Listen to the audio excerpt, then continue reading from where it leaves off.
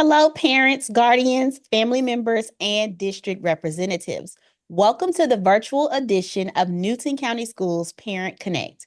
We're delighted to have you with us. My name is Shabri Jones from the Instructional Technology and Media Services team, where we're dedicated to our 3E model, providing enriching experiences, fostering active engagement, and ensuring diverse exposure for both teachers and students. Today, I'm pleased to be joined by Mrs. Wanda McKnight, our Title I Family Engagement and Compliance Specialist. Please keep in mind that this session is being recorded and will be available on the Parent Connect Canvas page. We'll also have a question and answer session after today's presentation, so feel free to type your questions in the chat box. Ms. McKnight, the floor is yours. Thank you.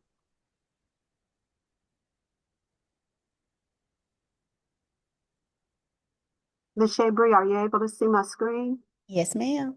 Thank you. Good morning, everyone. Thank you so much for joining us on Parent Connect Live as we talk about family engagement.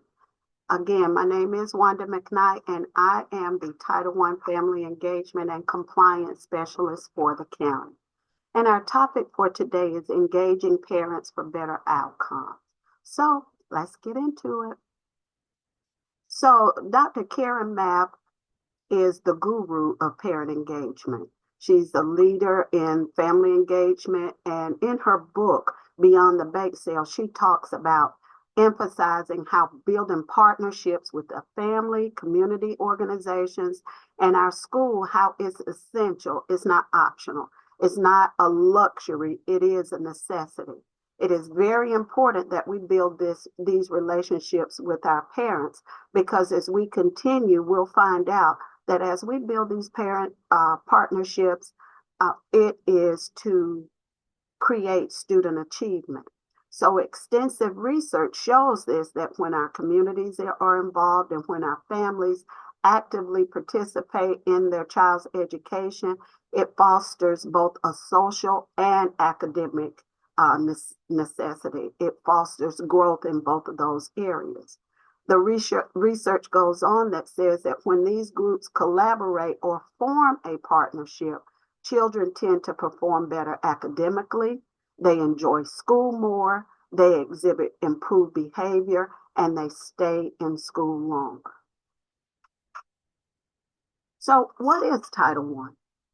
Well, Title I is simply a federally funded program that provides funds to schools with high percentages of economically disadvantaged students to ensure that all of our children meet the challenging state academic content and academic standards. Title I provides services that are in addition to or over and beyond what the district is providing for every student and in every school. 21 of our schools are designated as Title I schools, and they operate as a school-wide program. Through a school-wide program, Title I funds are utilized to develop and sustain high-quality educational services in core academic areas, and it's aiming to boost academic achievement for all students at each school. Unfortunately, the STEAM school is not one of our Title I schools. So, but what this is simply saying is, when I mention Title I goals and provide services above and beyond what the regular schools, what the regular schools already receive, we make sure that we have highly qualified teachers. We fund those if needed. We make sure that everybody has books. Everybody have additional things that they needed. If you all remember, for the past 2 years, your child has come home with books, book bags, supplies, summer bridge reading packets. All of that is provided to our students by way of Title I. So what is family engagement? Family engagement is simply the participation between the parents, family members, and the school system in a meaningful two-way communication involving student academic learning and other activities. And what I mean when I say meaningful two-way academic, meaningful two-way communication. One party is listening and one party is talking.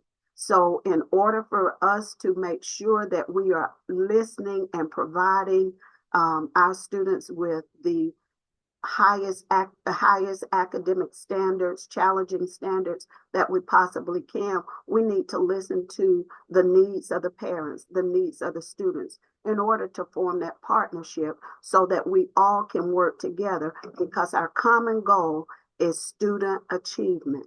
So family engagement includes ensuring that our parents know that they are important, and it is pivotal for them to assist their children in learning.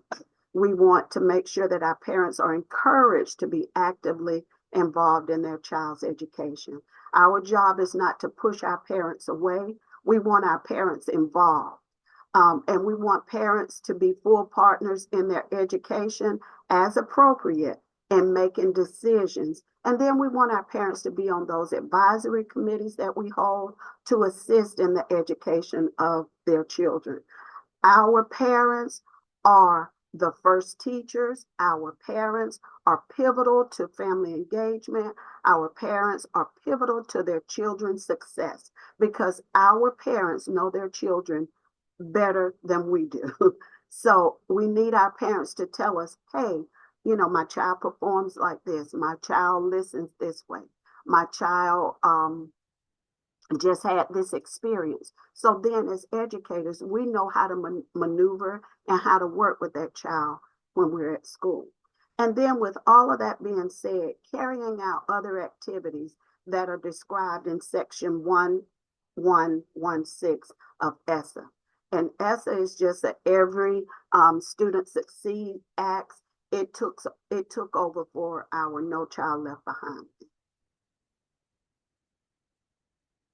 You're going to hear, and I hope you have heard about the Link to Learning meetings. This is part of parent and family engagement.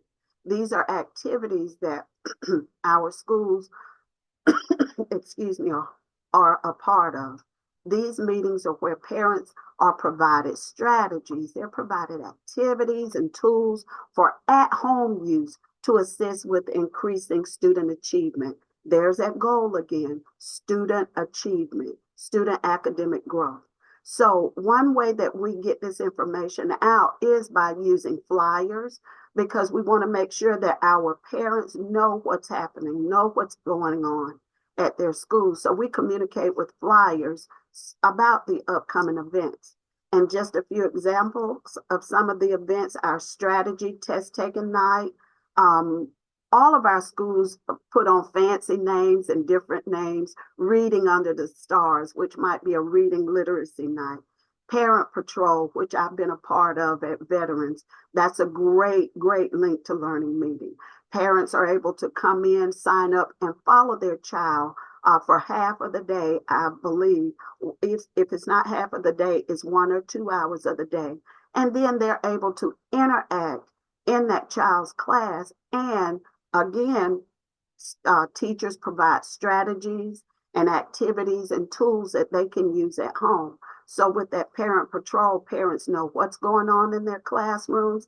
Parents are given strategies. Parents are there watching the teacher model the lesson, and then parents become actively engaged in those lessons.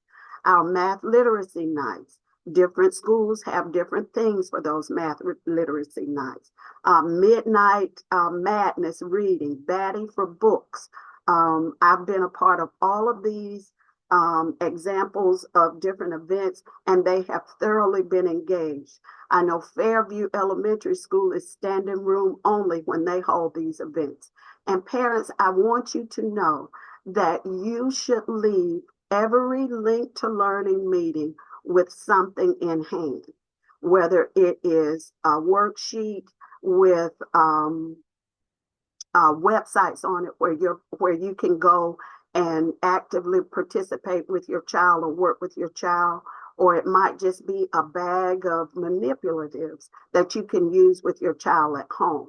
A lot of them are using the QR codes where you can take a picture of that QR code and it'll send you to a link, or it'll send you to an app. And all of these things are free to you. I want to make mention too that all of our schools at this time should be up and running with their parent resource centers. In those parent resource centers, you have the opportunity to go through and check out materials that are relevant to what it is your child is working on, the standard that they are working on for that week or that month, whatever it is, that parent resource center should have that there. In addition to the link to learning meetings, if we know ahead of time, interpreters and translators are available upon request. So parents, please remember that after every meeting or before every meeting, you sign in using those sign-in sheets that are provided to you. And then at the end of the meeting, you complete that evaluation form about the activity before you leave. I read every single parent evaluation. I contact the principals and I'll tell them, hey, your parents are looking for more of these things. Your parents would like to see more of these topics talked about. They want help with this. So that way we're trying to meet the needs of the parents and again, to meet our goal of increasing student achievement. And these are just a few pictures of Link to Learning meetings. This was at Liberty Middle School where they had their passport to learning. If you look at every one of these pictures, our parents are involved here, our teachers are involved here, and many times our students, this is middle school, our students are involved. And some of these, they were talking about websites that are available where parents can go and actually work and be given examples and samples of things that they can use to work with their students on the standards they were currently working on. This is Mansfield's Link to Learning meeting, which was Reading Buddies. What she did here, parents are actively engaged with their students. They are actively working on, I'm sorry, they are actively working on a reading activity here. And then if you see these bags here, these were given to parents to take home along with these worksheets. They were given to parents to take home so that they could continue the work at home. This was East Newton's Pastries with Parents Day. I love this activity here. I was a part of this. They did kindergarten, second and fourth grade one day, and then the next day they did first, third, and fifth. So the activities vary. Again, parents were able to, this was a vocabulary, I apologize. This was a vocabulary activity here. It was called swatting. The directions were here. Everything was modeled to the parents prior to them taking off with these activities. There were several here. The directions are here again. Parents were calling out the vocabulary words and the students were swatting the correct words. Okay, so this is something that they were able to take home and they could use at home. This was an upper grades activity here. This was vocabulary as well, but it was for the fourth grade vocabulary here. I think this was, they were playing the game where parents and the students wore the crowns, and then parents would stick a vocabulary definition up. I think this was smaller grades, so they were doing letter identification. So the student parent would put it on their crown and the student would identify, and whomever received the most cards won that particular game here. This was an exciting event. And then not only do we provide Link to Learning meetings, again, partnership is continuous communication between one another. So on a monthly basis, parents, you should be getting, you might not be getting the Parent Make the Difference, because those are online for our district, as well as lots of our schools have on their website a link to Parent Make the Difference. But they're there for all of our elementary, middle, and high school students, and they're in the languages of English and Spanish right now. And they provide a daily learning planner This is what this is, and this is for the month of November. And each day is giving you an activity that you can do with your child at home, whether it is elementary, middle, or high school students. This particular flyer here is an elementary school planner. But we do that. We also give tips to parents, especially coming up for our parent conferences. We provide tips for parents, questions parents can ask. We go ahead and provide links for parents to go where they can go through and pick up the additional strategies to use with their child at home. But the continuous communication just continues to build and foster that strong partnership between our staff, our educators, and our parents, all again going to our goal to benefit our students and their overall academic achievement. And these are just a few of the methods that we use. You should be getting this information via newsletters, on the Remind School Messenger. Check out each school's social media platform post and the monthly tips. We put them on the boards at school. I know at one school, Rocky Plains, they have it continuously running. When you walk into their school, they have it on their monitor and it is continuously running. So just reading comprehension strategies, I also wanted to just throw in a couple of these so to make sure that you are aware of different graphic organizers that can be used to help your student. And these graphic organizers can be used from kindergarten through 12th grade. And the visual example that I have here are story mapping. So if you're looking at this graphic organizer here, this is centered for our lower grades, our kindergartners, our first graders, maybe our second graders, but our elementary students. So all of this is story mapping from kindergarten through 12th grade. So on this particular level for elementary, you'll talk about your title and your author here, and then ask the students to talk about the characters of the book. How many characters were there?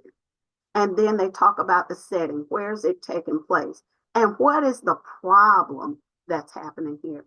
And then you're going to build on every event that happened in that story. And then since this was the problem and these were the events leading up to the problem, what was the solution?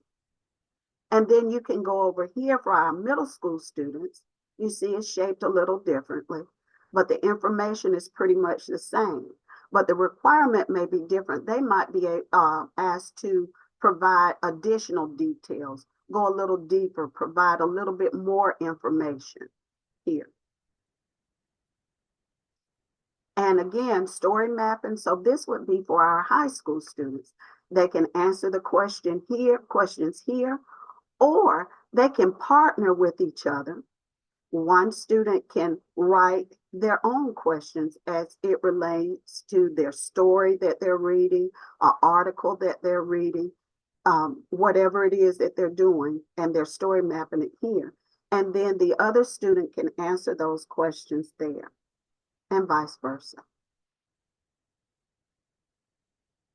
So that's pretty much my presentation on how parents can become involved and become engaged in their students' learning. I just wanted to give you a little bit of background of Title I and then talk to you a little bit about what family engagement was, what the expectations are, what you should be looking for when on a monthly basis, and when you go to a Link to Learning meeting, the expectation that you should have from those meetings. So please remember, you should always leave a Link to Learning meeting with something in your hand, something you can use to help your child at home. And with our continuous communication, make sure that you are getting something via email, school messenger, Remind link, a newsletter, whatever it is, you should be receiving something on a monthly basis. Thank you so much for listening. All right. Thank you so much, Ms. McKnight, for this information. I do have one question in the chat box. All of these strategies and information is wonderful. But can you tell us why the STEAM Academy is not a part of Title One? If you remember when I was talking about Title I, the federally funded program, and it is geared towards those students that are economically disadvantaged, it goes back to the census and it goes back to filling out those free and reduced lunch forms. I know for with COVID, that has been extended to everyone receiving free and reduced lunch, but it goes back to our parents, our students that might be economically disadvantaged. And then with the STEAM school, and then it goes back to our standards, not our standards, our standings, where we are with schools meeting those standards and schools not being a part of the CSI list. Thank you. And then how can we find out who would contact us about Title One meetings at our school? Each school has their own parent contact. That information should be listed on each school's website. And if you go to the Title I tab, you will see that parent contact's name. And we call them parent contacts. They're like our liaisons. So each school has their own parent contact. And you can find that on the website. Awesome. Now, I don't have any other questions on my end, Ms. McKnight. Do you see any in the chat box on your end? I'm going to stop sharing my screen. And while you're doing that, I do have another question for you. I do. I have a child in elementary school, and this is our second year in the same school. We receive communication, but it's simple notes and reminders about Spirit Week. I have not seen any resources like what you have discussed. Are these resources available online? The resources should be available online. The resources should, when I say the newsletters and reminds, there should be a link in those reminds or in those newsletters coming from each homeroom teacher. There should be a link there for you to click, and then that link will take you to whether it's a strategy, whether it's a PowerPoint, whether it is sending you to an app. A lot of our schools still have the Parent Connect Live on their websites. Our parents should be able to click there and gather information. If that is not the case, if the parent wants to email me, you can email me and I'll take that information, and that parent and I can get together a little bit later. And also, Ms. McKnight, where can we find these graphic organizers? Our parent contact should have those graphic organizers. They should be made available. In addition to that, we have at the district, we have via our Canva page, we have a parent and family engagement little home, and parents can click on that information and find information about PBS Kids. They have a lot of free apps there. Parent resource centers, there should be strategies and graphic organizers and things for our parents in those parent resource centers. When you go to those websites, each parent resource center operates differently. It operates, the times are different. That information is also listed in our parent and family engagement handbook that all of our principals email to all of our parents via school messenger. Some of our schools have them up on their websites. If not, contact me. I'll be able to send copies of the parent handbook home or those links to parents as well. Awesome. Thank you so much, Ms. McKnight. Parents, if you are looking at the screen, I have actually shared the Parent Family Engagement web page. And on that page, you will be able to see those parent and family resources available to you. I'm going to drop our Parent Connect Canvas page in the chat box. You will have access to the parent and family engagement page as well. You'll be able to see that when you access the Parent Connect Canvas page. So when you get there, you'll click on Title I Parent and Family Engagement, and it'll take you directly to those resources. And again, if you have questions on who your parent contact is, please email Ms. McKnight directly. I have also placed her email in the chat box as well.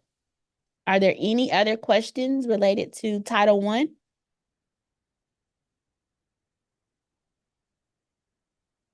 Awesome. Well, thank you again, Mrs. McKnight, for sharing this information. Again, if you missed the beginning of today's session, please access our Canvas page, and you're able to review today's session as well as previous sessions that we have had in the past.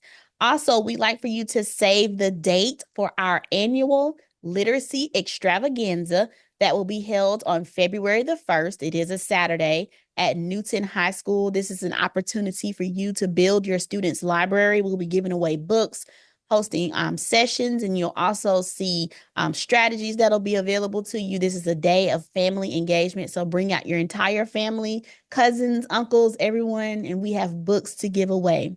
Also, please be sure to subscribe to our Parent Connect podcast. This airs once a month, the last Tuesday of every month, and you'll be able to subscribe to that on all major platforms: Audible, Apple Podcasts, Spotify, iHeartRadio, etc. So please make sure you subscribe and you are in the know for all of our episodes.